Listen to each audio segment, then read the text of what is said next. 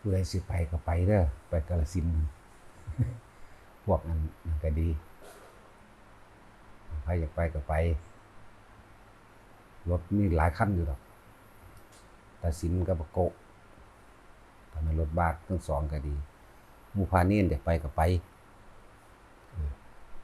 เราจงไว้ทำวัดในจักหน่อยไปก็ไปพวกอยู่ดอนไร่จังสิครับมาร่วมตัวกันไปก็ไปครับหลวงพ่อบ่ไปหลวงพ่อบ่คิดฮอดไผ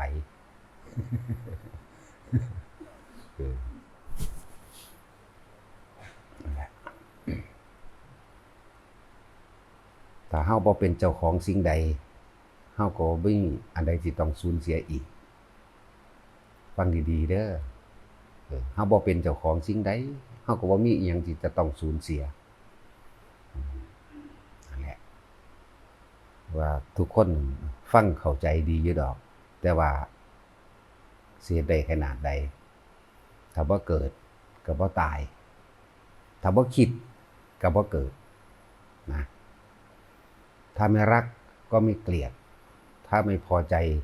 คำว่าพอใจก็ไม่เกิดเพราะความพอใจและความบ่พอใจสัตว์ทั้งหลายจึงเวียนว่ายตายเกิดถ้าไม่รักก็ไม่เกลียดถ้าไม่เกิดก็ไม่ตายถ้าไม่คิดก็ไม่เกิดเหตุจังใดทั้งสิหยุดคิดได้ถ้าไม่เป็นเจ้าของสิ่งใดเราก็ไม่ต้องสูญเสียอะไรเลยเข้าใจว่าล่ะถ้าไม่มีความหวังก็ไม่ต้องรอถ้าไม่อยากได้ก็ไม่ต้องดิ้นรนขวนขวายนั่นแหละทุกคนฟังเข้าใจเวิร์ดนั่นแหละแต่ว่าชีวิตมันได้เกิดมาแล้วมันได้เป็นแล้วมันได้ผูกพันแล้วมันได้สร้างฝันสร้างจินตนาการเข้าไปแล้วเหตุจังใดเฮาสิลบความคิดจิตจินตนาการออกให้มันได้นั่นแหละวิธีก็บอกอยู่ซุมื้อนั่นแหละพุทธเจ้าบอกก่อนเฮาอีกลมหายใจลมหายใจผู้ใดอยากพ้นจากกรรมเก่าก็จะคิดถึงเรื่องเก่าๆการเที่ยวความคิดหามความคิดมันก็หามบ่ได้จะต้องเอาลมหายใจเป็นเครื่องล่อเป็นกุศโลบายในการหามความคิดหรือว่าหยุดความคิดถ้าหยุดความคิดทุกอย่างก็หยุดนั่นแหละฟังดีๆโรดเดอร์ถ้าไม่เกิดก็ไม่ตายถ้าว่าอยากตายก็บ่ต้องเกิดถ้าไม่คิดในความอยากได้และอยากเป็นนี่แหละหยุดเกิดได้เลยกรรมเก่าสิมีมากเพียงใดก็ช่างขาดสะบั้นลงเบิดเลยแต่กันว่าทุกคนที่บ่เคยผิดบ่มีดอกแต่ว่าจะไปคิดถึงเรื่องเก่าๆถ้าคิดถึงเรื่องเก่าๆความเศร้าหมองเกิดขึ้นนะอยากให้มันเป็นดังเดิมแล้วก็ดิ้นรนแล้วก็ขวนขวายว่าแต่ละคนวิธีมันก็บอกซุมื้อนั่นแหละพยายามอยู่ในลมหายใจเด้ออยู่ในกายเด้อ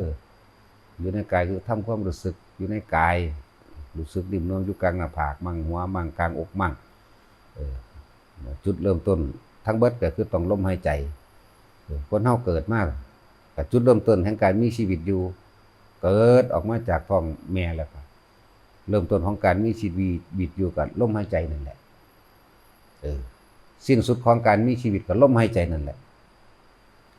มันบ่เป็นธรรมดาเลยลมหายใจสิ้นสุดของความการเวียนว่ายตายเกิดเลยกับลมหายใจนี่เด้เกิดมาเป็นได้ร่างกายมนุษย์สัตว์ทั้งหลายก็อาศัยลมหายใจเป็นอาหารเป็นเครื่องอยู่เอาลมหายใจเนี่ยแต่ว่าบ่รู้ว่าตัวเองมีลมหายใจนั่นแหละสิ้นสุดของชีวิตก็เบิดลมหายใจแต่ว่าลมหายใจมีอีกอย่างที่มากยิ่งกว่านั้นอีกถ้าเฮาใส่สติความรู้สึกอยู่กับลมหายใจบ่มาเกิดเลยกับลมหายใจนั่นแหละเอาพอ